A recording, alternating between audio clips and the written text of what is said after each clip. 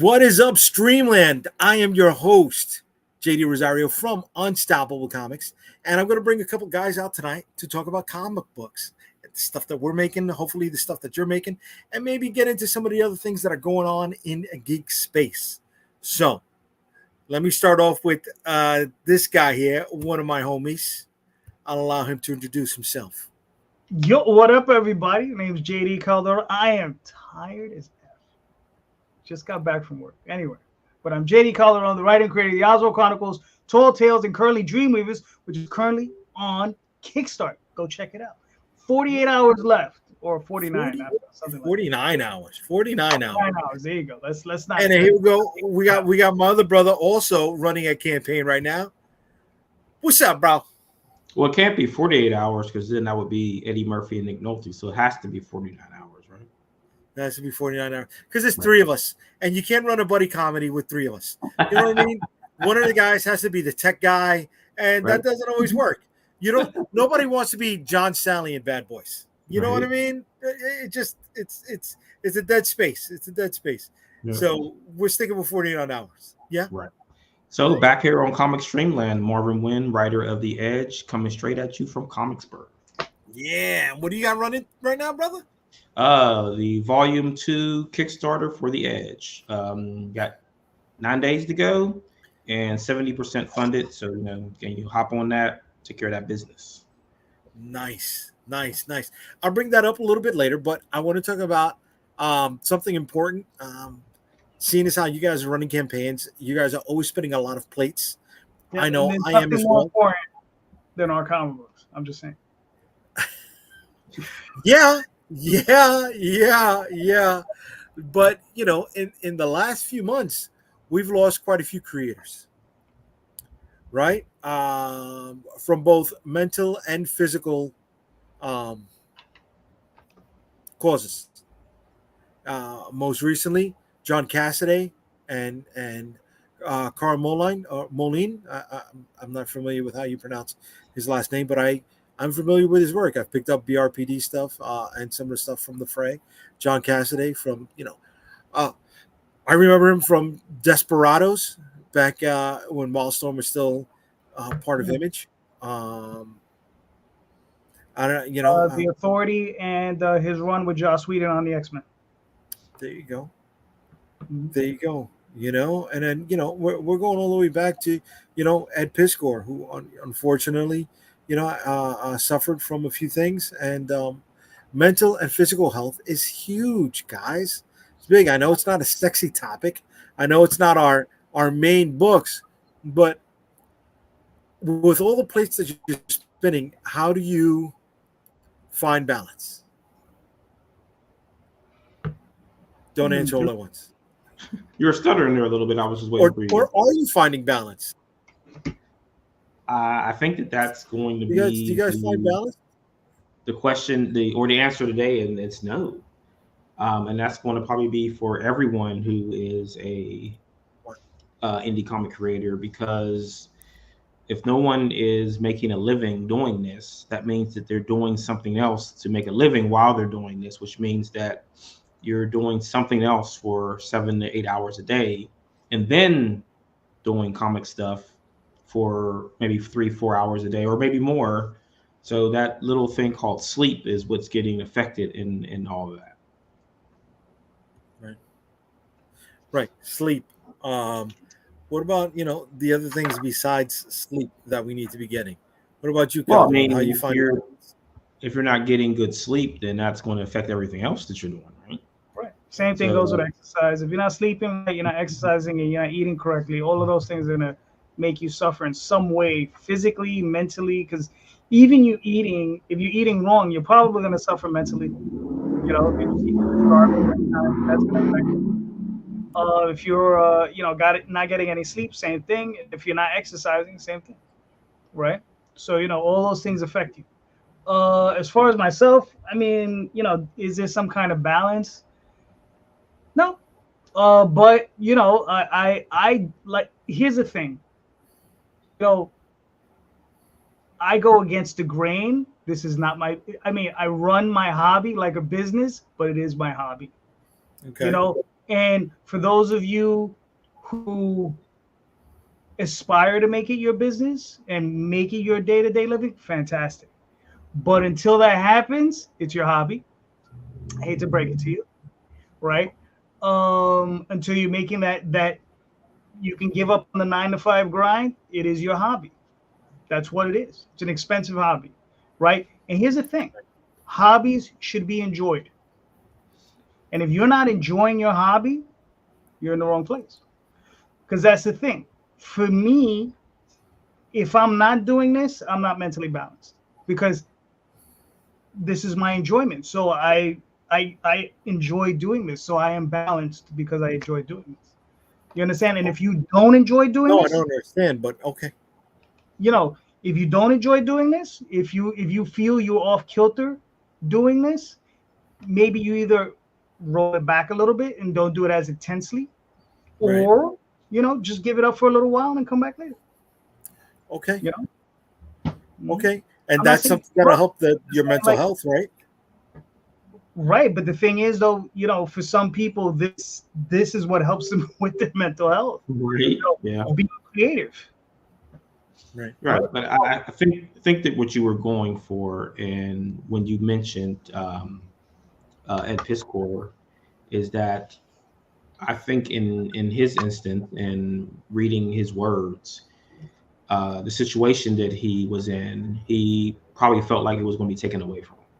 Yeah. Okay. So if that's your hobby or is that your life, and someone kind of puts you in a position where you feel like they're going to take it away from you, that's what's your reaction going to be in that situation. Mm-hmm. Yeah, because I think he was at a point where it wasn't his hobby. He was making a living at it. He was making a good living at it. Like, he bought his own house. He was doing well for himself. He was traveling the world. He was signing big contracts. He was doing all these things, and a lot of that was going to be taken away from him. So, as he put it, his tribe, he was cast out of the tribe. Mm-hmm. And that's rough. That's rough. I mean, that was rough. Yeah. And I think that comes down to a different situation than other people are probably in, because, like you said, is that most people are not making a living. Right. But imagine you're a Todd McFarlane and some situation comes up where someone's going to take everything he's done away from him. How would he react? Right. Yeah. Look, I get, this is not something we're making a living at. But how many people that do make a living doing this can rely on the benefits, the health benefits that we get from the day job, right? How many of them are out there? How many times have we heard of creators, looking for help from Comic Book Legal Defense Fund to help them navigate contracts, right? But also, or GoFundMe for health insurance and things like that. Yeah, I mean, that's going to happen because, again, even if you're working for a Marvel or DC, you're still a freelancer. We're not picking up they're not picking up the tab or giving you health benefits or vacation days or things like that. Here we go with Miss Martinez. Miss Martinez, I can't call you by your first name, but for those of you who are not familiar with Alitha Martinez, she is a very, very accredited artist and has worked for almost every company that is out there today. And, here she says it. We have none. I cannot afford to get sick. Right. That hurts me, right? Because, I mean, you know what I think about you. Yeah, and I think about the industry, and here we are. We're always talking about we got to support the local comic shops. I get it, but we have our creators who are feeding the local comic shops that don't have health benefits to rely on, and that hurts. Right. That hurts, right? And did you say the local comic shops don't have health benefits? Do they? How many of them are mom and pop shops? I'm pretty sure Midtown Comics does. But that's a corporate that's nearly a corporate entity, right? That's a huge chain. Is it a huge chain? They got 3 stores. They got 4 stores, and they got a huge 3 stores and 1 outlet. Okay, 3 stores in one outlet. Semantics, Yeah, right? start But that shit. how many of them are full timers, right? In the state of New York, right, 35 hours is full time. How many of them are getting health benefits through the shop, I don't right? know, but it's It's actually not that hard to find out though. I mean, someone like the it's wrestlers and their contracts. the same thing. Freelancers, What's but up, man? freelancers. But I mean, Yeah. since he bought up wrestlers, I mean, there recently, Jesse Ventura did bring it up where he was trying to get the wrestlers into a union, and Right. he like this is what I guess he had a falling out because according to him, Hulk Hogan snitched on him that he was doing this and put a stop to it. And not So- just that, there was also the drug scandal. Right. I mean, there's a lot going on, but what I was pulling for is that that's going to be the dirty word at Marvel, DC, etc. is union. Right. Well, see, that's the thing, dude. Freelancers can't unionize. They can become part of a guild. Mhm. They can't unionize, right? How much stroke does a guild have? I don't know. We're going into bylaws and areas that I have no play in. I don't know, man. We're losing a lot of creators, and like Ms. Martinez here. God forbid, man, she can't take a day off, right? Right? Yeah. You can't Right? take a Like day with off. You can't get- wrestlers, Yeah. let's say this. They can claim workman's comp to an extent, right? They can get an injury on the job, which is Right. legitimate. Can artists do that? Can writers do that? Well, And this is not me trying to joke. I mean, can you claim carpal tunnel? That's what I was going to say. Carpal tunnel or any kind of wrist injuries or eye strain or anything like that could be something that. There you go, could be man. invalid. Back problems. Yeah. Right. Here we go. Back at this. Ms. Martinez says, no, you can't. That sucks, man. That fucking sucks, man. All right. I see Midtown has a major chain. Okay. So here's a question for her. Was she working during COVID 2020? She can answer, but I do remember her working. So what did they do when they went pencils down? I don't know. And she says yes, she was working. What did they do when they were pencils down? I don't know. I don't think they were pencils down. Right? They're freelancers. Well, no. I mean, when Marvel and DC set pencils down when they weren't releasing anything new. See, there we go. I've never stopped working a single day. We kept working, and it's something of a myth. Yeah, I thought so. Right? There was no pencils down. Yeah. She's fired up. We kept drawing. I got to bring you on. You know what? If you want a link, I can send you the link. And you could chime in here with us. But I think at the end of the day is that when you're talking about mental health, that should be an epidemic in this country because it's something that everyone's feeling because everyone's overworked, overtired, and doesn't have outlets like we do to push into to get a lot of that stress out. So I mean, it's a across the board problem, and you're not just going to have it with creators, just not comic creators, but other video games and movies and things like that, where you need something to escape into. If not, it's detrimental to you across the board. Yeah. I think the other issue is that we have a country and a system, a medical system that's just so hooked on just getting everybody hooked on drugs. It's an issue, it's a serious issue, you go to a doctor, what do? Here's a pill. Good luck. Right. Mm-hmm. Right. Well, not even just medication. It's the bed space. Hey, you're okay. Get the hell out of here. We need that bed. Right. Well, I mean, but it's even a sign before you even get to that point, right? They don't offer you any type of solution, right? They just say, take this pill. Yeah. They don't say, they don't go in hard and say, like, look, you need to lose 40 pounds, right? And this is why. And give you a list. Well, they put the Band-Aid on the crack of the dam. I get it. Right. And that's one of the big problems because they make more money off of giving you a pill.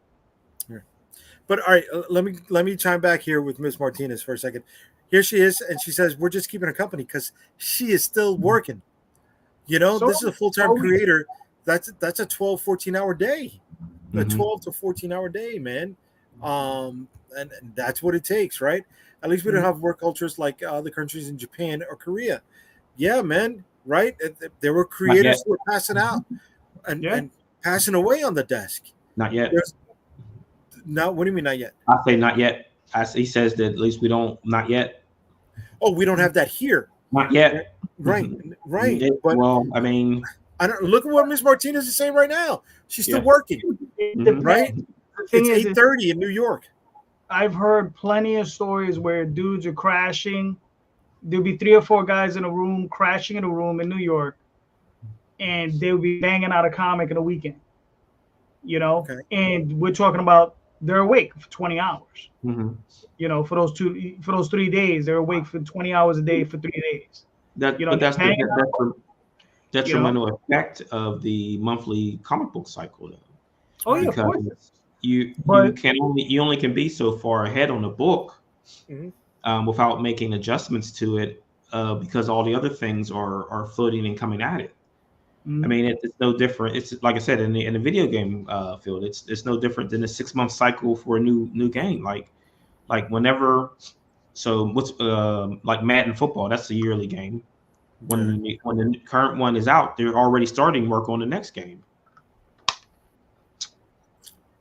Right. Well, I mean, how many games are dropped unfinished, right? Or still in the beta, and once it's released, you still have an update or two that weekend that it comes out to fix whatever bugs that they weren't prepared for on a mass release.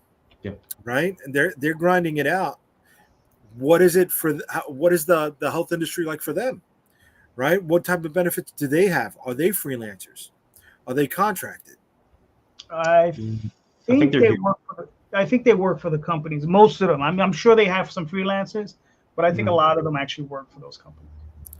Right. A lot of the programmers and stuff, I think they work for the companies. Right. But I mean, maybe the graphic designers and stuff, they might be freelance, but who knows?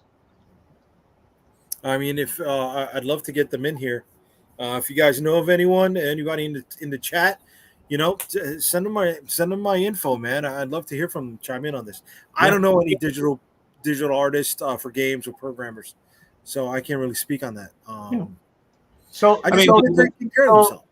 Jay, let me ask you a question, right? So we're talking about this. So what's wrong with your mental health? Because you only ask these questions when you're suffering. So what's going on with you that you need to ask this question? No, you know what? It's not just me, and I'm constantly, you know me in the background. I'm constantly grinding it out, right? I have an elderly mom. Well, you're constantly complaining. I know that. I have an elderly mom who's going through chemo on a weekly basis, right?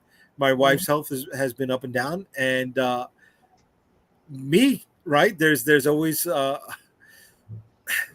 I do my checkups every 6 months, and there's always something like, hey, we got to work on it, right? But yeah, trying to find the balance between making sure they're okay and taking care of the day job and creating new content and trying to bring in revenue to pay people for the new content that they're going to be working on, right? Does add to the mental stress. But like you said earlier, this is also my release. Right? Going to conventions is fun for me. Other people see it as a grind, and yes, it is a sales opportunity and networking opportunity, but it's also a big family reunion for me. I like choppers. There you go. Let's see. Hold on. Let's see. So we got Dave. At least we don't have more cult. Okay, Dave. There were times I slept in Yankee Stadium because the hours were too long, and I was too tired to take the train home. I get that, brother. In the restaurant industry, I did that too a lot, and I know you remember. Yeah, I am a Jet fan, right? We got Sal. I do know some. It's very long hours with very little pay in regards to the programmers and digital artists. And then mental health. What's that? I don't know. I'm still trying to figure that out, brother. I'm still trying to figure that out. But going back to the conventions being a big family reunion, that's what it is, right? New York Comic Con is in a few weeks, and I can't wait to see the friends that I got in Hawaii. You know, Keith, David, and Sebastian, who are going to come through and always rock and roll with us every year. You know, there's this one dude who comes in from Germany, and he's always drawing these monsters. Brother, I can't. I hope you're watching. I can't wait for you to stop by. Just show me what you've done. And then, you know, creators that you don't get to see unless they're on the convention circuit, because like Miss Martinez, you're working 14 hours a day, 12 hours a day. You're at the board, right? How much social interaction are you going to get? Other than the editor saying, hey, this is wrong, we got to change this, or the writer saying, oh, this was not my concept, right? I mean, how many times is it a positive interaction when you're not at the board 12 hours? That's the type of interaction you always have with your artists? That's the only thing you bring up?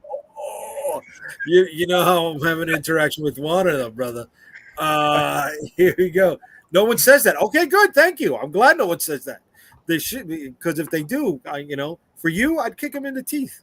You know, that's where you are with me. Oh, there's no time. I'm sorry. It's a one shot, one kill. Okay, good.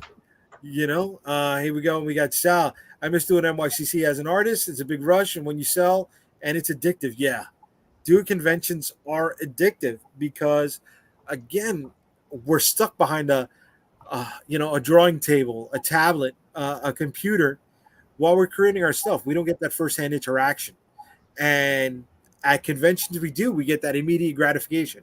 I guess maybe it's like an actor doing a movie as opposed to doing a play, right? You get the immediate interaction with the people you're trying to sell your product to, as opposed to waiting weeks or months for them to get it and get a response from it after they read it.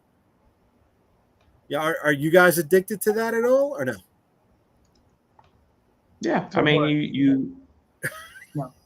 Okay, Marvin, thank you, Marvin. Thank you for paying attention. I appreciate it. Thank you. It's the interaction between you and that person that comes up to your table the first time of that day. I mean, it gets your energy going for the rest of the day. Yeah. But you know, you get that slowdown, and you sit down and you start relaxing, and then someone comes up and you're like, damn, these dudes coming over here when I'm relaxing. But no, be serious. But it's like popping up every time somebody comes up, and you get a rush of energy. You say, yeah, I'm up. Yeah, I'm up. Yeah, I'm up. And if it happens 100 times in a day, I mean, you still got that same energy until the end of the day when you're just drained of it. Like all of a sudden you've got it all, and then it's just gone. And then you have to pick it up for the next day. I want to thank everybody who is watching us right now on Instagram, Facebook, YouTube. I appreciate it. This is our first time streaming live on Instagram, and I see some of the comments that are up there, but I can't pull it up on screen. So I appreciate you chiming in. If you are watching us there, shoot on over to Comic Book Streamland on YouTube if you want to be part of the comments, or on Facebook, and just chew the fat with us.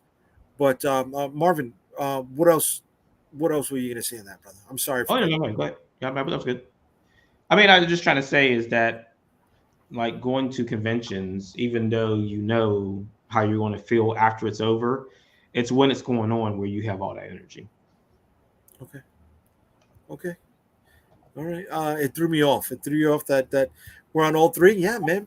I'm glad it threw you up, baby. We're showing up in new places, David. We're showing up in new places.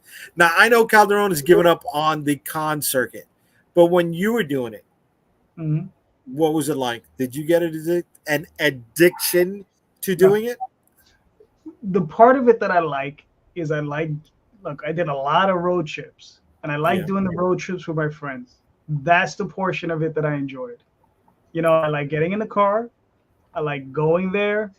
Meeting the fans was great. Selling books was fantastic. All of that stuff was cool. Meeting other creators, that was another thing that I really enjoyed. Hang out with them after the show, that was always cool. But for the most part, that was pretty much it. But I did get to a point where I've done enough of them where it's just like, I'm like, I'd rather go on vacation. And the thing is like, until you do 30 of them in a year, you understand? don't talk to me about how much you enjoyed them. You know, if you I do want to. I year, can't. That's the problem. I can't, right? Make Because of the day sacrifice, job that take I the have. time off. It's restrictive. It's restrictive. I know. I'd love to do 30 conventions. I'd kill to do that. No, you wouldn't. No, you'd kill yourself. Hell yeah. Cons gave Calderon mental health issues. Yeah. Yes, Yeah, but, okay, you know what? Let me bring this up right here. All right, William. I went to elementary school with William. Okay. We didn't bump into each other again until conventions came around. Right? Okay. Until, I mean, this happens. When do I get to see so many old people? Right? When do I get to reconnect? Right? We got, I like to see my friends that are in the entertainment industry and able to decompress in the green rooms, rub elbows with people I normally don't have access to. Good. Until, you know, I see the paramedics running your way, David. We had a scary incident with him at one convention he was at. So I can't always say it's fun, right? And I'm glad we had a successful moment after that, David. What I found addicting about doing the artist seller is that it's starting out the day with zero and then getting to the third day and having a sellout. It's like crack. That just sounds extremely sad, but true. Okay. Yeah, it's addicting. Okay, now you did 30. Marvin, how many cons have you done so far this year? Because I know you're out there grinding it out. This year, 7. Okay. Yeah, we just set like 7 this year. Like it was cut down. Last year last year or the year before, we did like 15. Okay, that's almost one a month, right? That's almost one a month. That's good shit. All right, and look, I know, you know, we're not as bitter as Calderon. I'm not totally cut out of doing cons. I'm just not doing any right now. You understand? Okay. I'll be back when I'm good and ready. You understand? Okay. And no one like you, especially you, are not going to force me to do no damn cons. You understand? I had to fucking drag your ass to the goddamn convention last year. What the hell are you talking about? I fucking drag you like, I'm here. And I bring you in. If it wasn't for that, you wouldn't have fucking. And listen, and let me say, I appreciate it because I got to meet a few people that I'd never met in the meet space, which was cool. Just like I went to Baltimore Comic-Con, it was nice. I met a bunch of people I had never met in the meet space, which was nice. Right. You know, but neither one of you guys are going to be at Baltimore next week, correct? No. Unfortunately, no. Marvin, you're not going to be there. No. Okay. Yeah. Why? What happened? Huh? I remember you saying you were going to be there, and I remember Daphne saying that she was going to be there. At Baltimore? Yeah. We're hoping for next year. Yeah, me too. I'd like to. Mm-hmm. What about you, Marvin? You want to do Baltimore next year? Probably not. I mean, I did it once and didn't do well, and then I heard the 2 years after that the people didn't do well, so that might be one that I might do Baltimore or something. Baltimore's a weird show. I think it was like, I mean, I once told a story where it was like we would do Pittsburgh every year, but we only have every other year. Which one? What, Steel City or like Wizard World, Pittsburgh? This was Pittsburgh Comic-Con. Okay. Yeah. When it existed, we would go every year, but we only did well every other year. So one year we do killed it, and then the next year it'd be Ghost Town. It'd be like nobody, like it was just dead. and what's funny is it would throw us off because we would be like, well, what if we skip a year? And then we're like, all right, let's go anyway. And then we would go, and then we would do Killer, and then Dead, and then sometimes Dead and then Killer. It was crazy. We did that, I don't know, 10, 12 years in a row. It was a great show. It was a really good show while it was there. Yeah, I remember burning out at Wizard Worlds. They were autograph shows. Yeah, Wizard World, yeah. It's like the show you went to in DC, man. It's no bueno. It was. That was weird. That was a weird layout. For those of you who are familiar with New York Comic Con, imagine Artist Alley and the show floor being flipped. So Artist Alley was on top or whatever, the screener sections, whereas the show floor was the underneath section. Really, really weird. Yeah, and unless you have some big names upstairs, nobody's gonna go upstairs. Right. Right. Here we go. We got Sal coming back anyway. I love the Wizard World they did here in New York the last time. It was hot as balls, but it was a really good sales weekend. Okay. I don't remember the last time Wizard World If he was means the one on the pier, it was like on 12th Avenue, all the way on the pier. That was a good show. That was a good Wizard. You mean Chelsea Pier? I don't know, whatever pier it was. I don't remember what it was. I was there. I had a table. Daphne and I worked it. We did very well at that show. Yeah. Okay. Why did you work? Were you at that show? I wasn't, but I guess maybe he was. Okay. I never did Wizard World local. Wizard World was Boston and Philly for me, and I was not comfortable with. Yeah, with we Wizard. did Philly. We never did Boston with them. I only ever did Boston Comic Con in Boston, and that was always a good show. The one in Boston. Boston. Yeah. Boston. Where they have cars. So Marvin, would you fly for a show this far out or no? So we were actually talking about that yesterday, and I was talking to someone about a show in LA earlier today.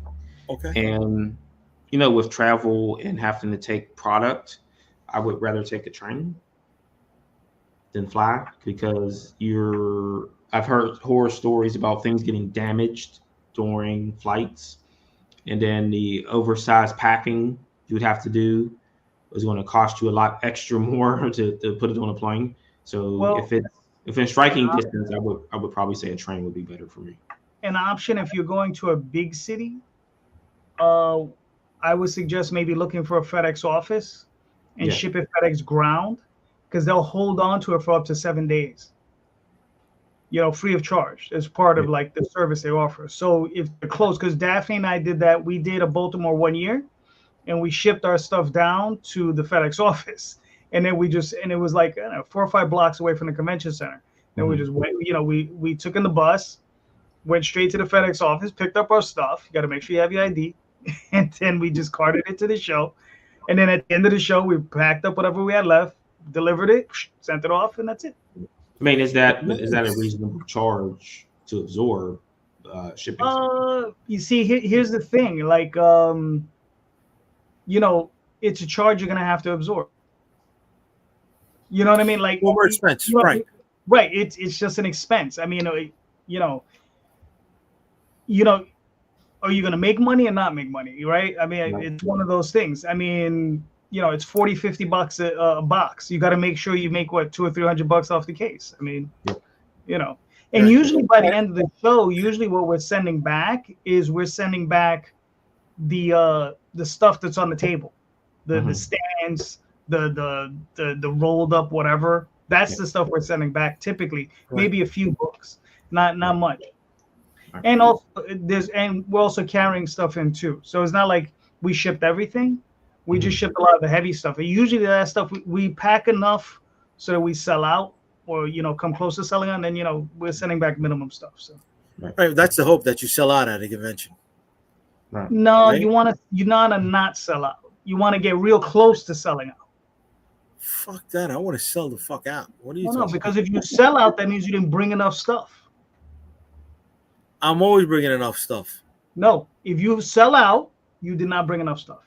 All right. What's your definition of bringing enough stuff? Mathematically, how do you get there? 5% left over. No, what are you bringing? How do you determine what you're bringing to a convention? You too, Marvin. How do you determine what I'm willing to carry? You understand? Like, because even if I ship it, I still got to get it from the depot to the FedEx, from the FedEx office to the convention center. Right.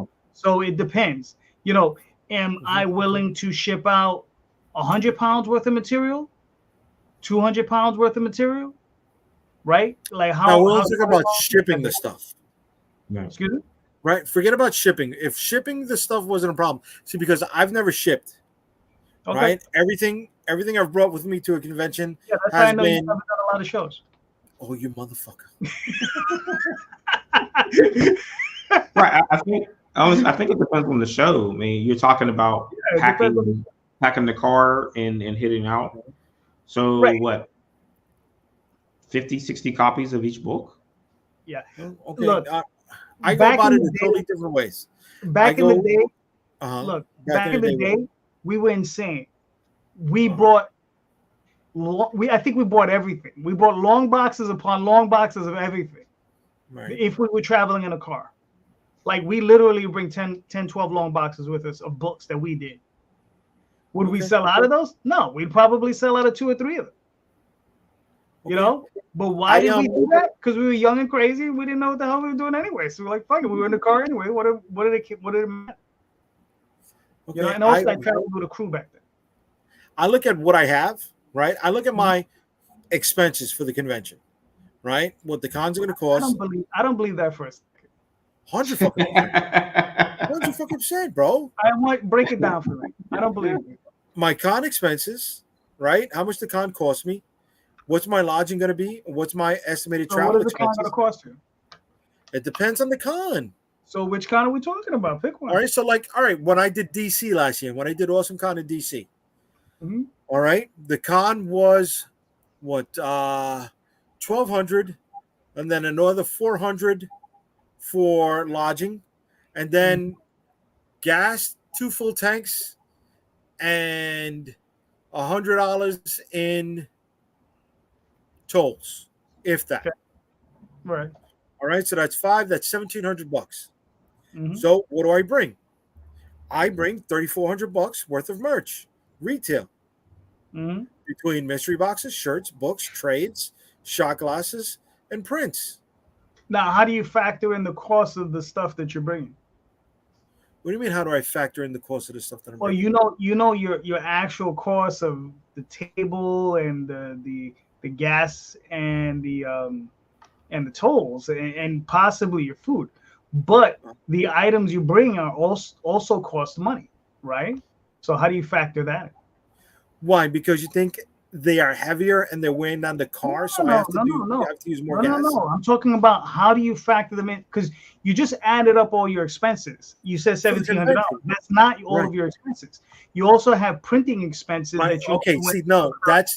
is calculated on a yearly basis, not on a convention basis.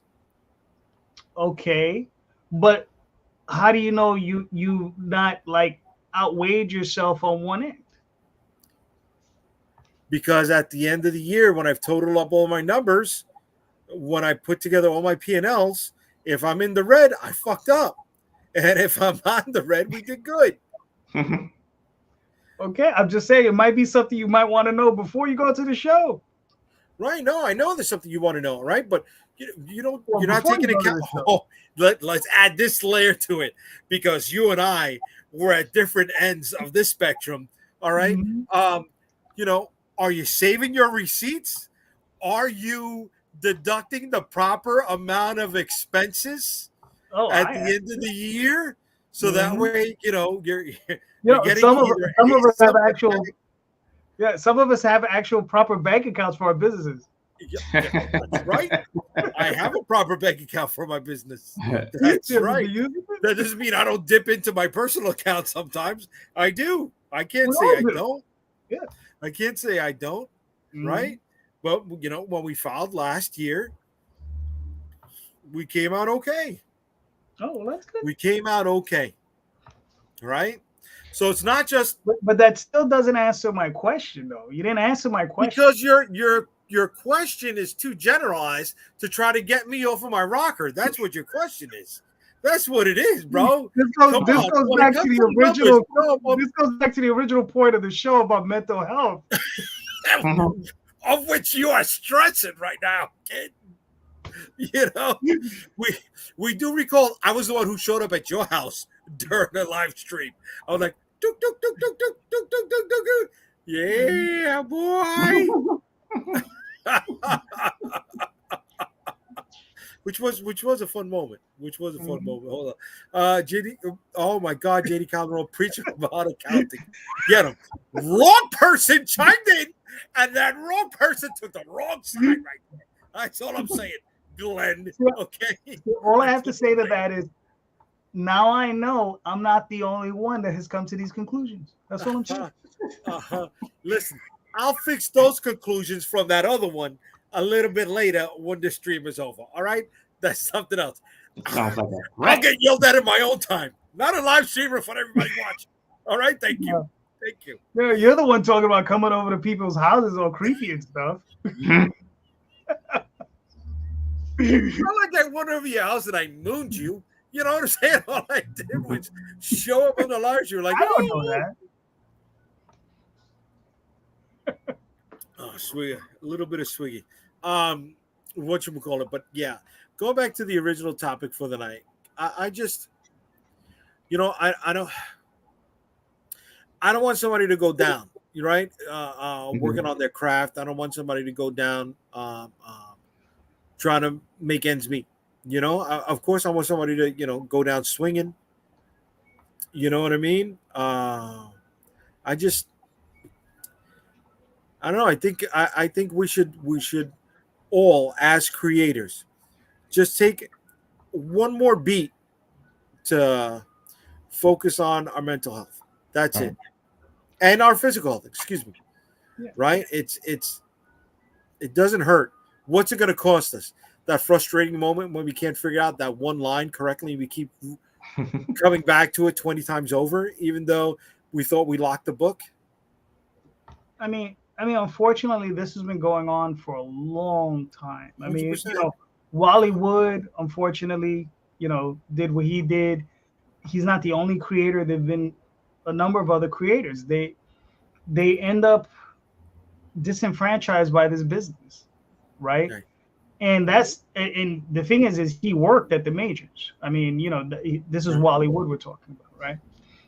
The same thing with Piss Score, Bernie Morrell, who just recently also, passed. These are people that worked at the majors, right? So, we can say for ourselves as independent creators, like I said, I can only speak to independent creators. I can't speak to those guys. You understand? Because I'm not in their shoes. You understand? I've done I do the 9-to-5 grind, got the 401k plan, got all this other stuff. So, okay, fine. You understand? But I can't speak to how are these other people supposed to protect themselves, because the thing is, right. These are issues that those big companies that employ these people should be, attaching themselves to. Now, Right. The fact that they don't is a whole nother issue.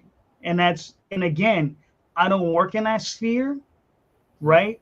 And that's for them to figure out. I'm not going to sit here and try to figure out a problem that I have absolutely no control over. Nothing. I got no effect on it. The only thing I could tell some of those other creators is, look, the Hero Initiative is out there. If you need some help, go seek that help. You understand? Go get it. If you need that financial support, go get it. They're there for you, and hopefully they'll be able to help you. Depending on what city you live in, some cities are better than others. There's all kinds of programs that can help people. Go seek that help. Look at what you just did. Look at what you just did on the bottom, right there. What do we got? We got Tom chiming in. How dare you do a show with? Oh, Tom, that's messed up. I asked you to come in, brother. You said you're going to be working the con until 9 o'clock, baby. All right. But here we go. Here you go. Yes, get help. Get help. Right. And the thing is, I don't think he's talking about the type of help I'm talking about. We're talking about different kind of help. You know what? I need help getting this StreamYard synced up properly with Instagram, because we got a bunch of people watching us over on Instagram, and I want to say thank you. Let me shout out some of these people really quickly. D. Hausner, Keita, Doomsmith, Johnny Love, Paul from NYC, Craven Moorhead, William Sang, the Savage One, Michael Gracia. Thank you. There's more, but I can't go up and down the scroll on Instagram. So I want to thank you all for watching us. And if you are shooting something into the comments and I miss it, please check us out on YouTube, Comic Book Streamland, or Facebook. Again, this is my first time rocking and rolling with Instagram, so I don't know if I synced it properly. And when I get the comments up here. Oh, look at who's chiming in all of a sudden. Look at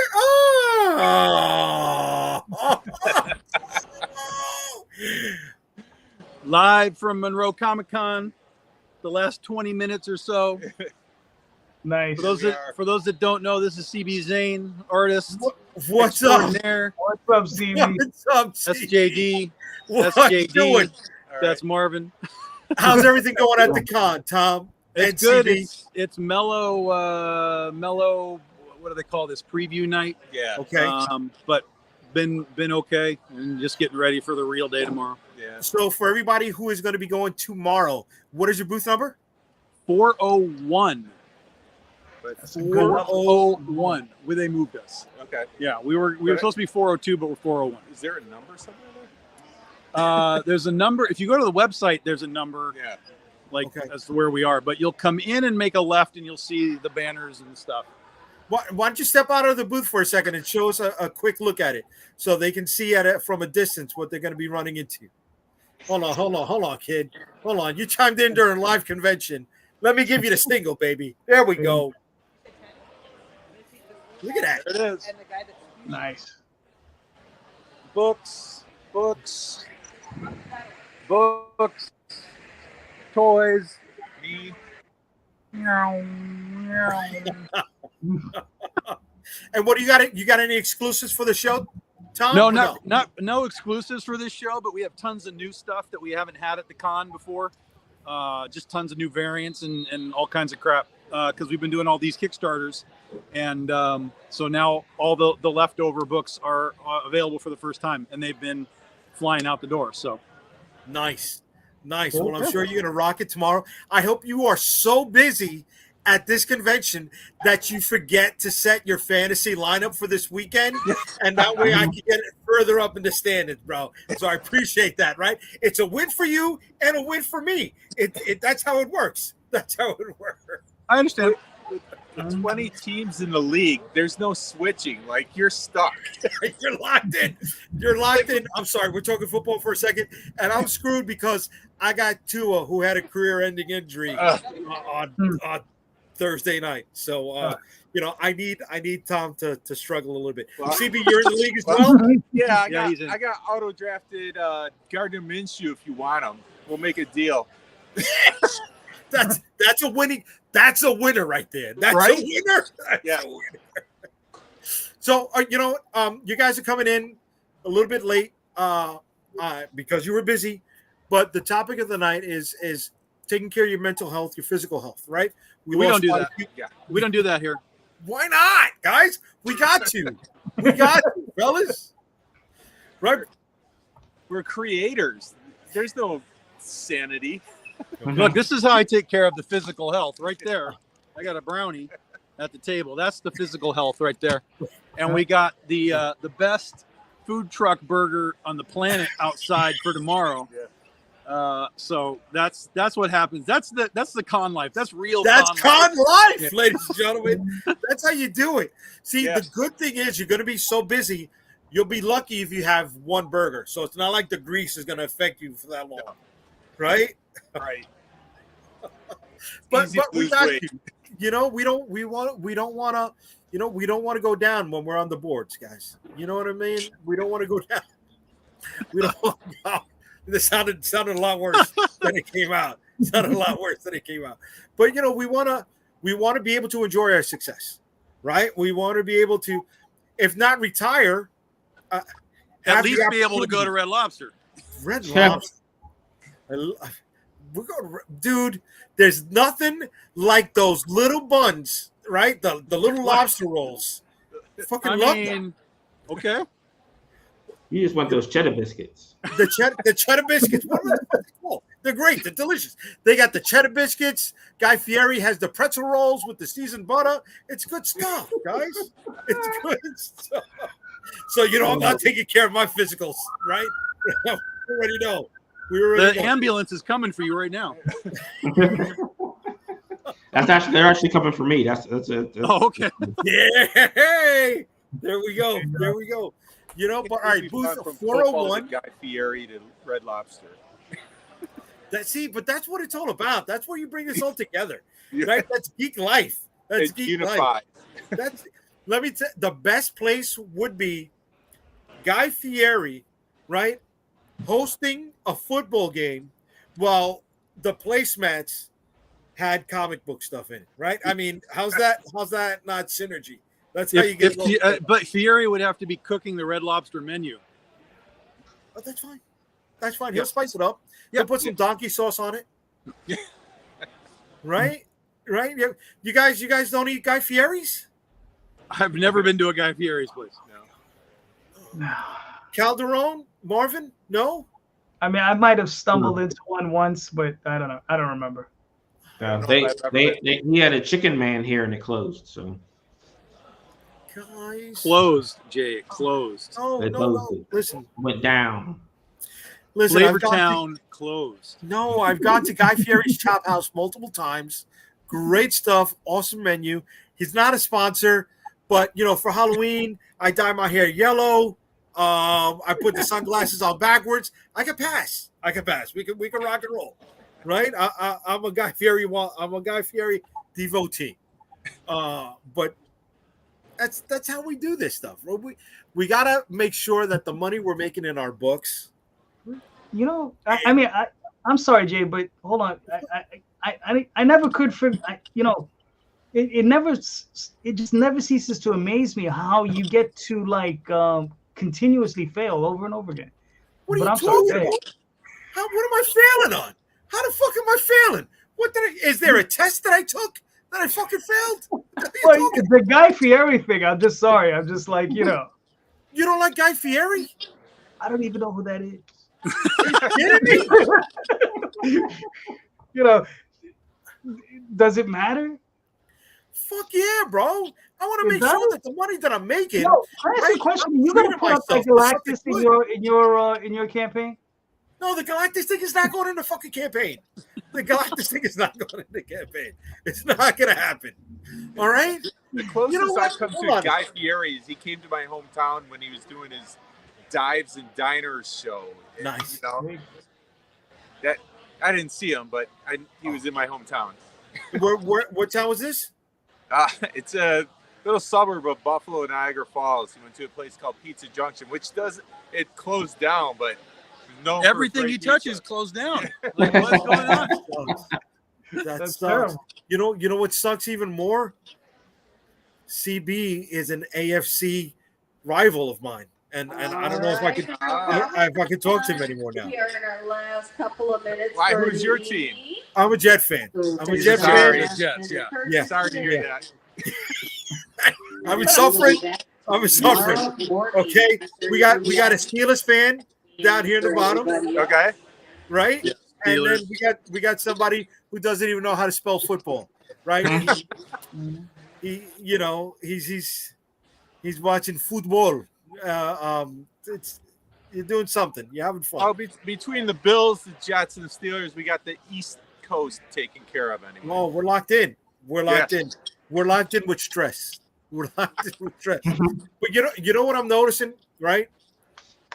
The way this con, you guys being together, I don't know if you guys are together at a lot of shows or not, but look at the smile on Tom's face. I have not seen him smile as consecutive on any stream, not just mine, right? That he has in these few moments that he's here, right? Streaming from the convention he's at. So it does something to our mental health being out there. Yeah. We're having a good time here. Yeah. You get to talk to fans. You get to see the instant reaction to the books. Like that's a real thing. I mean, that's a true, I don't know, whatever you want to call it, aphrodisiac or whatever, where it's like, oh, look, you can see the fake smile. Some dude just came up here and he was like, I've seen your Kickstarters. I've never bought any of your Kickstarters, but I want to know about Critter. So I showed him all the Critter books and he was like, give me all of it. And he just took all of it. And I'm like, let's go. Nice. Have you sold any figures yet? No, figures are a hard sell. I mean, because they're expensive. But the figures for me are not about selling. They're about the presentation on the table. It's about having something that exists outside of most, comic book folks. They don't have like real toys like that. So that's more of just an attractor. And if I sell them, great. But they're more of an attractor of like, holy shit, that guy's got toys of his stuff. That changes the perception of, who we are and what our books are. So that's a great question that's going to make me ask. Marvin and I are in the same spot, but Calderon, let me ask you this. would you say if you had a toy, an action figure, a static action figure, a vinyl figure in your inventory, Mhm. it would behoove you to bring it to the convention? We do when we go. Oh, you do when you go. Okay. We have. Yes. And how do you do when you bring your stuff to the cons? With that, If I had a nickel for every time someone told me how awesome it looked, right, it would be paid off by now. it would At have been least paid off. double. At least Right, double. because you picked it up prior to our crowdfunding age, so Oh, you're, yeah. you're sitting on some inventory, right? Oh, yeah. Marvin and I are right there. Speaking of which, I am launching my action figure next week on Kickstarter, September 21st. We're going to be rocking and rolling. 8 p.m. Anybody want to come through? All right, Watching on everybody, it's Instagram, the 901. on Facebook, on YouTube. What's that launch page, bro? We had a few problems, and we'll Okay. address that. We'll address that another moment. You know what? Let me put this out here. I should have taken Tom's advice and gone straight into only the comic book category, but because I chose the design category, Yep. I had to jump through a hell of a lot more hoops, and they did not like how I was jumping through those hoops. Mhm. So I have to redo things, and I think we're just going to straight do the comic book category, so I don't have to jump through as many hoops. That's how You we know- did the critter figures. They were in the Right. were in the comic book category. Right. So for anybody who has done So, anything, so yeah, in the out of design curiosity, space- what were they asking you for? Like, So when just you out of utilize- curiosity, I'm okay, just- when you utilize the design category in Kickstarter, they're going to ask you about ecologically sourced partners. okay. They're going to ask you about oh You my should god, know it was all I made forgot. out of hemp. No, I forgot the term. But You're they gonna want have to raw make materials in your backyard? Like, what is No. going on? they want to make sure that you do not that you do not use a company that is not violating child labor laws. They want to make sure that How are you going to be able to afford to make the toys? bro, It's gonna go there. bro, bro. Yeah, you know what I'm saying, bro. You know what I'm saying? But, Listen, if it's good enough for Apple, it should be good enough for everybody. bro, I'm just like I can't answer a lot of these questions, so I pushed it through, and I'm like, okay, hi, I'm waiting, and I got the Ungats. So hopefully through the comic book category with restructuring and everything, I could get in there a lot quicker so we can launch by Saturday next week. We got Philip. How can you confirm that? I can't. Right? There are I asked the there are- manufacturer that I'm using, and they're like, I don't know. We can show you pictures and video of the people Right. in the factory, of the and- 5 adults we have working here. Nonsense. you Nonsense. know? And then the other thing is, I'm not manufacturing in China. I'm manufacturing in Colombia, and they've done products for the U.S. before, but this is only the second action figure that they're doing. So this is still something that's new to them as well. But again, Package with coffee grounds.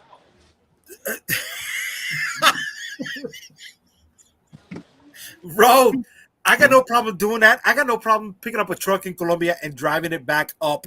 Okay, my cousin lives in Dallas. If we can fucking make it, we'll fucking make it, bro. We'll make it. Yeah. See, but one of the other reasons I chose a manufacturer in Colombia is because I speak Spanish. It's a Do you? 6-hour. Yeah, motherfucker. I speak Spanish. I could curse you out in Spanish Right. too. Pendejo, sucio coño.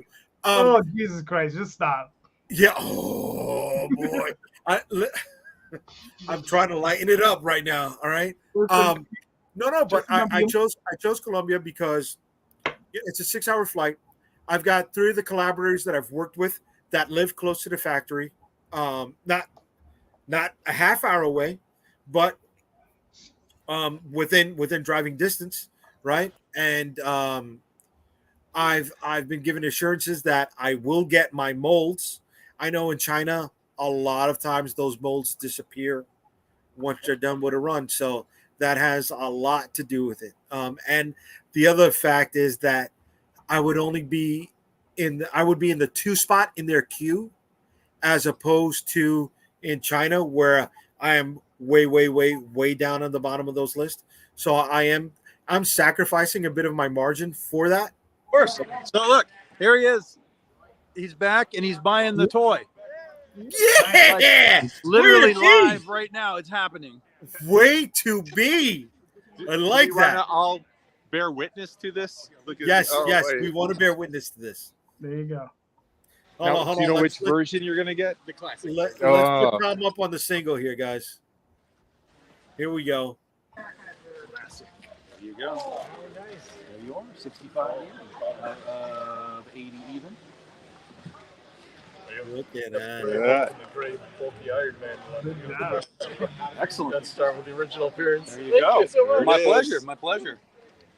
Enjoy, Right on guys. cue. Glad you found us. Really appreciate it. Thank you so Have a much. good night. All Enjoy right. them. Read those books. There you go. That's it. That's how it happens, guys. That's how it I happens. like it. But I saw no bag. I saw no associated merchandise. I saw no flyers. That's the guy who bought all the books. That's the guy who bought all the books. He came back. He's got a bag He's full of locked in. He's locked in. So and we give away like stickers and shit. So he has a big old stack of stickers. Magnets he Nice. took with So if he's coming back tomorrow, hopefully he reads it and brings other people with him. Yeah, we're oh, well, no, he's here today. That's why he came back and he's like, I'm getting that toy. I'm getting out of here. So Okay. he's out, but that's an instant forever fan now. So Nice. they're kicking Nice. us out, guys. So good to see y'all. All right, Tom, CB, thanks for joining us for tonight. Yep. All right, CB, you come back anytime, brother. Chill, hang out with us, bullshit. Absolutely. Make fun of Calderon like I do all the time. Yeah. Try to Okay. see half of the Okay. game is trying to make Marvin smile during the night. You know, he's trying to get I'll wave my terrible towel and chant JETS.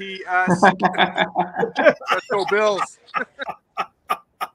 take care, guys. Have a good All right, night. later. All right. Later. Have a good- Do you two find that when you were doing conventions, it was the end of the night where you'd get that last push and hit maybe some good numbers? Mhm. Yeah. Well, What about you, Marvin? sometimes it'd be like Sunday night. Say it again. Do you find it's always at the end of the day at a convention that you get one final strong push and you hit a ton of sales in that moment? No, I would say that ours Really? is like really in the middle of the day where Okay. it's the hustle and bustle. But the end of the day on the last day is usually when you get the people who say, "Oh, I was going to come back," and then they come back. So I mean, there's been times where we've been packing up and get like a bunch of people coming back to say, "Hey, you guys leaving? I wanted to buy the books." So, Okay. Yeah, no, I've always found that in the end of the day we got a strong push, man, because people don't know whether they're gonna be back tomorrow or not, or a lot of times they're not back tomorrow. And they just didn't want to carry it. Or we got lucky and we were by the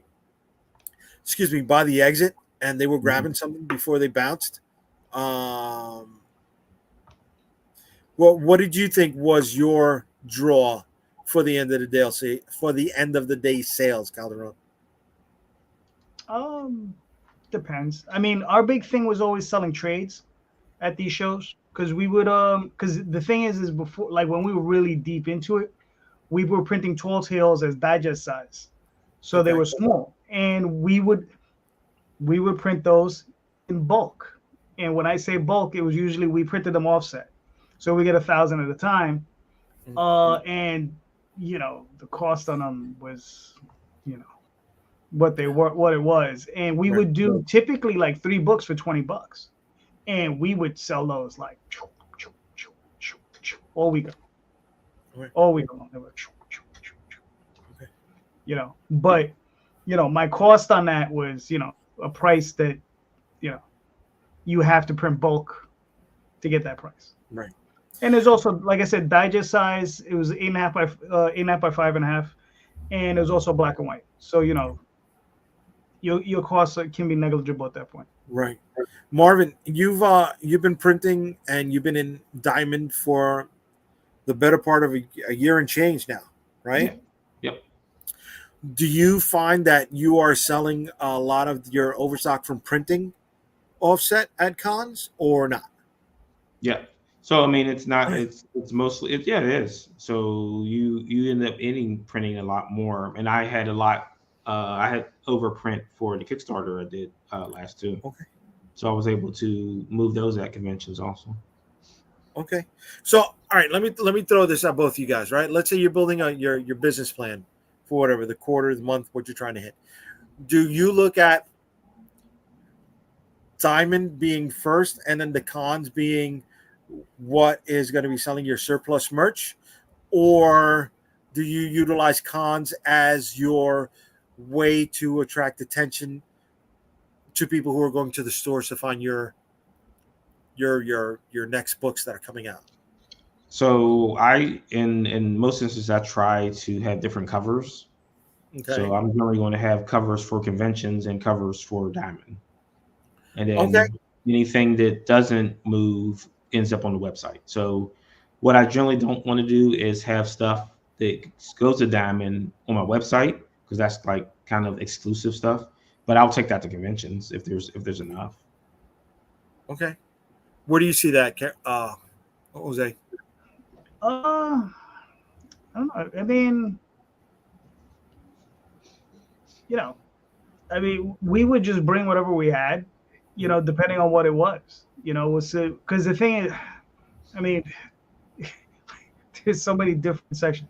So in the beginning, we had a lot of books, so we would just bring everything, you know, and we would just sell out, and those were all offset, and that was all stuff sold through Diamond, you know, so, or the various retailers at the time. So I mean distributors, excuse me. Now it's a little different because of course, you know, the cost variations are very different. Like, you know, as far as like what we're paying for printing to release them. So I guess in the future, when I actually start going back to shows, we're gonna have to, like, you know, figure out what's a good sweet spot to be selling books. You know, Okay. like what, So you're not doing offset. So would you feel confident in going to conventions with whatever overstock you've had from a Kickstarter campaign, or do you think you boost those copies a bit? Maybe not for individual comics. I would do it with my trades, because trades is enough margin in there that, you know, that can be done. And that's the other thing is, if I do go back, we'll probably just go with trades. I wouldn't even go back with the single issues, you know, because it just doesn't make any sense, because they are very expensive to produce doing POD until I move back into that sphere of, you know, doing, you know, going through Diamond again. So. Okay. So Marvin, right now you are running a campaign for a trade. Yes, sir. Do you think you'll be ordering extra copies once the campaign is over and funded for conventions? Yeah. So I mean, I think that it's always in your best interest when you're doing things like this to overprint because of damages. Okay. So you don't want to get into a point where you get 50 orders of a book and you only order 50 books, because we all know that you're going to have 1-2% damaged books coming in, no matter what. Like, I've damaged a book just unsealing books before. So you don't want to be in a position where you're like, oh crap, I'm one book short, and you have to then order another run of books to get back at that point you need to go. Okay. Yeah. Now you've got 9 days left in your campaign. You have 50 backers. You are just at 60% funded? 70. Yeah, it's 70% funded. Nice. Mm-hmm. Nice. So you're almost there. You are only less than $1,200 away from being funded with 9 days to go. All right, and this collects how many issues of the Edge? So both trades are available, but the Volume 2 one is issues 5 through 9, and then there will be three backup stories in it. Okay. Only available through the Kickstarter. Once it goes retail, or if there's nothing left, then those stories will disappear from the trade. Okay. So you get a breakdown on issue 1 and issue 2, a little bit of information on the original storyline, and hopefully everything there that everyone can read through. I put a lot of stuff in there, so We're seeing you're adding the Shattered Nexus card game as well. How many cards in that set? there'll be 6 cards in the set. Okay. Very cool. And there's more to come. I'm sorry, did I say Shattered? It's Scattered Nexus. Yeah, Scattered I'm sorry, Nexus. Yeah. I said Shattered. I'm sorry. So there's going to be a new like a total conversion for the Edge, which will allow me to bring in any character that has appeared in the book. I will once again remind people of multiple other indie creators will have characters in the Edge. So including our friends here on the panel. Yep. Yeah. All right. And here's sample pages from issues number 5 through 9. Yep. Here we go. Looks So like I wanted to step up his game in these later issues. Yeah. I mean, it's one of the reasons why we went back and did issue 1 again, because he leveled up so much as we were going along, and it didn't seem like that issue matched the other issues. So we went back and redid issue 1. So we've got original art from Jose Luis that is available in the Kickstarter, and we're going to swap out cover on one of the books once we reach $3,000. So that'll be the new issue 8 cover. Cool. Who drew the chibi versions here? I always forget the artist. It was I actually found this person on Fiverr, so he did some of the stickers also. So I always forget his name, but I want to have him do some more stuff for me, so then I'll remember what his name is. Nice. You got a little Lego also? Yeah. So hopefully we get that Revenant unlocked. That's 3,500. Once we pass 3,500, we'll throw in something else to get us to 4. And then if we go over 4, then I'll have something good for 5. All right, brother. Again, you're 70% funded. You got 9 days left. You're going to be coming out of the valley pretty soon, right? The dead zone, whatever. Yeah. The plateau. Everybody's got a different term for it. Mm-hmm. I call it Anxiety Island. Okay.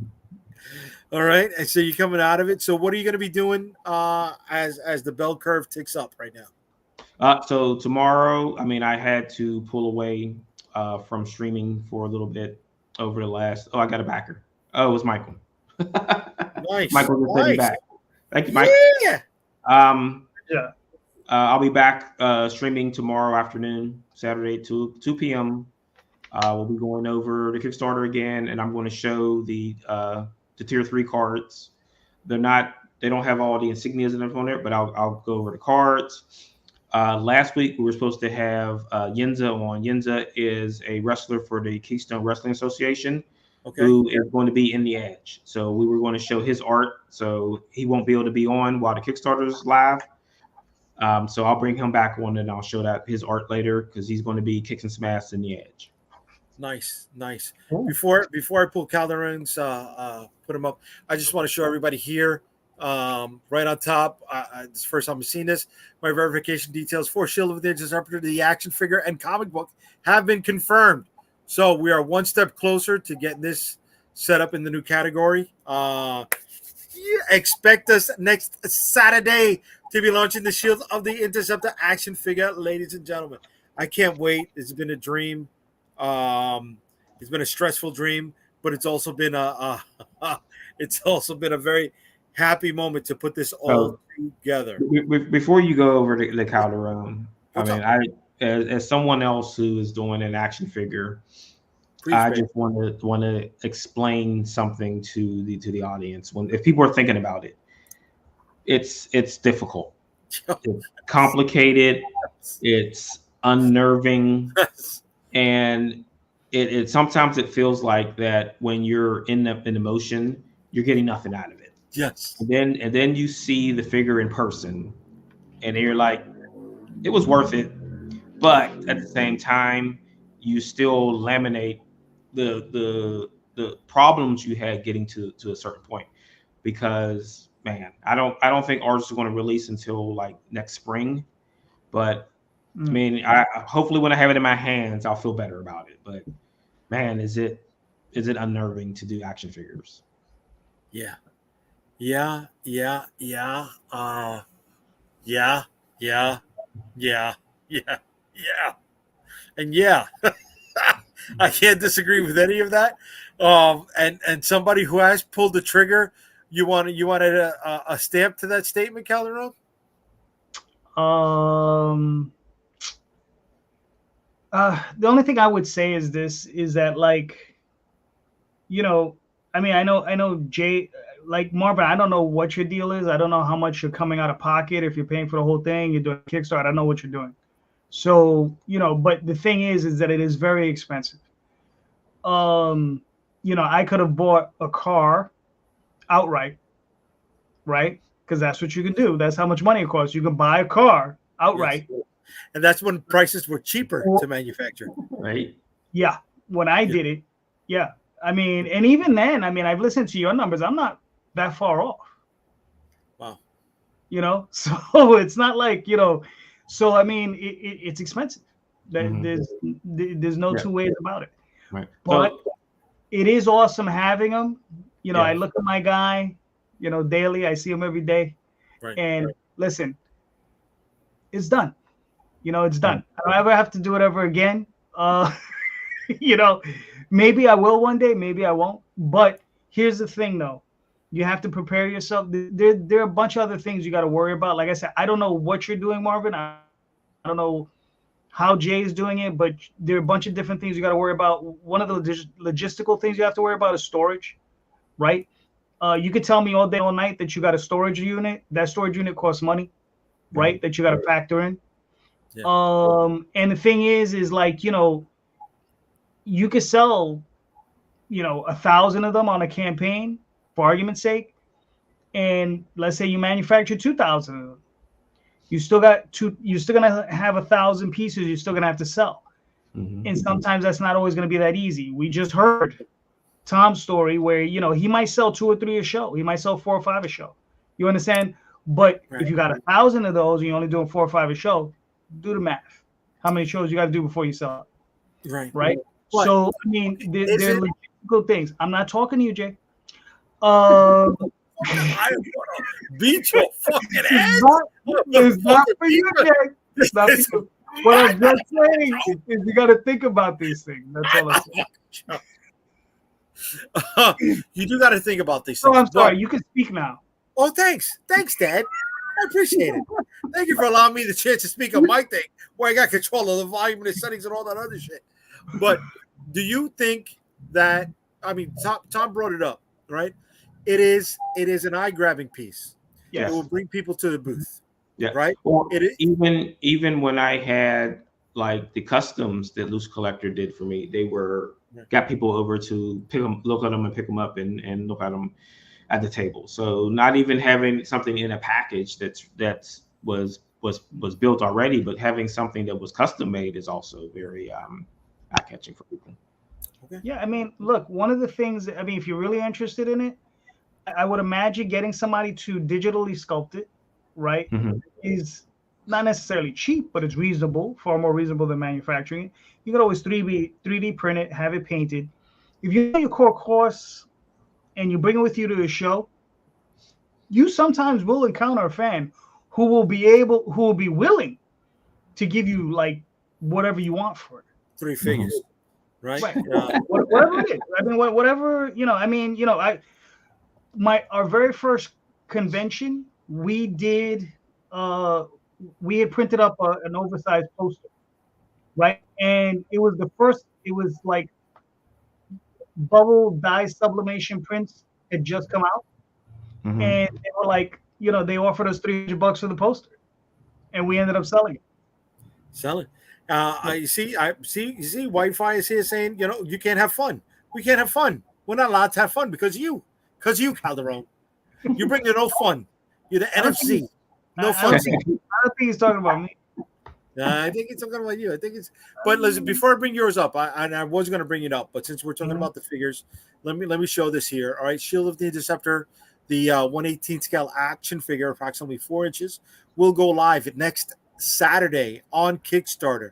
We're gonna have a great time in the live stream. Marvin, Calderon, a few others will be here hanging out, bullshitting, talking it up. Hopefully, we get a good first day. I got to raise a ton of money to get this bad boy made. Right, and here is you were talking about getting the customs or whatever. So this is the 3D file print from the design that will be sent over there to the factory. That's going to be him in 1/18 scale form, for approximately 4 inches, and there will be 2 versions. There will be the regular version, and there'll be a variant running as well. So again, next Saturday, we're going to go live with this bad boy, and I hope you join us. All right, the shipping costs will be baked in.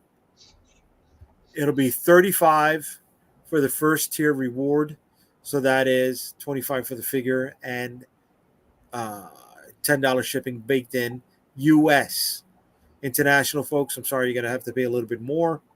I hope you want enough to pay that, right? And I can't wait to get this out there. I'm really excited. We've been working on it a hell of a long time, and like Marvin said, it has been super stressful.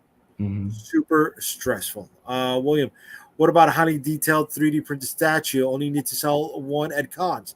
That is great, but are you painting it? Do you have time to paint it? I'm not a fine artist painter. I can't get through with that. If we're if we're just doing it raw like that, I have no problem. But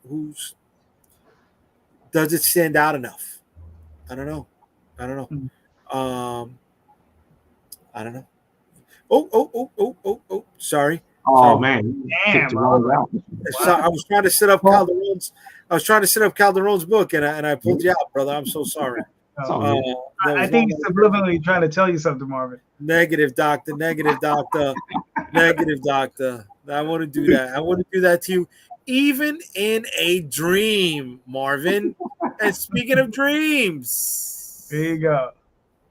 So this is Dreamweavers, issue number 1, 48-page paranormal superhero urban fantasy. So go check it out. We got another 48 hours. We've already funded. We've already hit 2 stretch goals. We're heading towards our 3rd stretch goal at 4K. And that'll be some digital wallpapers for your phones. If we get to 4.5K, which was $4,500, we will be sending out to all physical backers. Everyone will get a metal trading card. And then we have, keep scrolling. Okay, there you go. You okay? Yeah, I'm scrolling. Tell me when to stop. What do you see this, Marvin? He's controlling my show, bro. You see this guy? So there you go. Keep going. There you go. My God, I feel like I'm playing the game. The price, the no whammy, stop. There you go. Keep going. Press your luck. That was the game. Press your luck. There you stop. No whammy. Stop. I'll go down in the other direction. How far down you want me to go? No, I want you past the 2 covers. I wanted you to stop on. But these are some of the interior pages. This book was illustrated by Matt Lunsford, a good buddy of mine. We had it colored up. And then, like I said, this one here covers A and B. Yes, sir. Yes. These are the 2 covers, A and B. The other covers are there. They got some sexy ladies on them. We're also in the book. But it's about 4 kids. When they go to bed at night, they wake up in these bodies of these strange and unusual characters. They're role-playing game characters. And these role-playing game characters are actually interdimensional entities. They come from another dimension, and they're ported in, and the kids are basically just taking over their bodies, but they're still in their bodies. They're still in the subconscious, and once in a while they'll come out.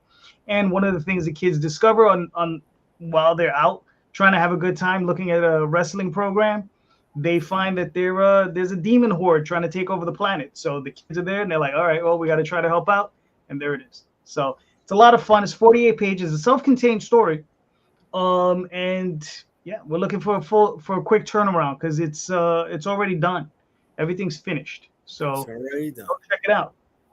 Is this the book that Champagne colored or no? No, he did not color this. Okay. He did help you- me out with some aspects. Did you just get another backer? You just got another backer. You're at 111. You're at 112, boy. Look at that. Here I am bringing sales to everybody. Yes. Yes. There you go. Thank you. Excellent. Excellent. Yeah. Excellent. Excellent. Excellent. Excellent. Here we go. We got Wi-Fi champion in 48 pages. Ooh, right? And Michael, I got you the other day for Dream Weavers. Michael, I want to say thank you for supporting so many indie creators, brother. Yes. You are appreciated, and I hope you're entertained with the books that you've been getting from us. Mhm. Right? But on that note, we are at the hour and a half mark. We made it. We made it. We made it. I want to thank everybody who has been watching us on Facebook, YouTube, and Instagram for the first time. I appreciate you sticking with us this long. I appreciate everybody who's been in comments. White Fire Comics, Michael DeFonte, William Sang, David Flynn, Ms. Martinez, Champion Ramirez, Glenn Dale. Did I say David Flynn? I said David Flynn. Salvatore Lamedico. Everybody who's watching us over on Instagram, right? You know, the Savage one, Michael Gracia, Glendale. Oh, Glendale was watching us. The Escape with Nick and Adam, Big Dog, Johnny Love, Paul from NYC, Craven Moorhead. I would appreciate you all, Doomsmith, for watching us. And I'm sorry that I couldn't pull up any of the comments on Instagram. I don't know if it's the feature or if I did something wrong with the connection. But I appreciate you all sticking with us for this long. Before we get out of here, Marvin, where can they find you, brother? Oh, you can find me on the web at The Edge Comic or at Comicsburg. Nice. Calderon, where can they find you, bro? All right. You can find me on theoswaldchronicles.com, talltalesonline.com, Kickstarter, especially now for Dreamweavers, is going to be there for another 48 hours. So go check that out. And Sunday night with that guy, right, on Indie Comics Explained, with a panel of some awesome creators. We'll be talking about independent comic books and the business of independent comic books. Nice. Nice. And you can find all of my social media links at unstoppablecomics.com. But if you don't want to take all those extra steps, Substack, Unstoppable Comics, Facebook, Unstoppable Comics, Instagram, Unstoppable Comics, YouTube, Comic Book Streamland, Kickstarter next week on Saturday, 8 o'clock. We're going to be launching that Shield of the Interceptor action figure, but we'll also be back here on the Friday night, chatting up with these guys and a few others to find out what they're doing in comic books also. So I appreciate you all. Thank you again for sticking with us for this long. Thank you for being active in the comments, and I can't wait to hang out with you again. Have a good night, Streamland. Have a good night, everyone. Thank you.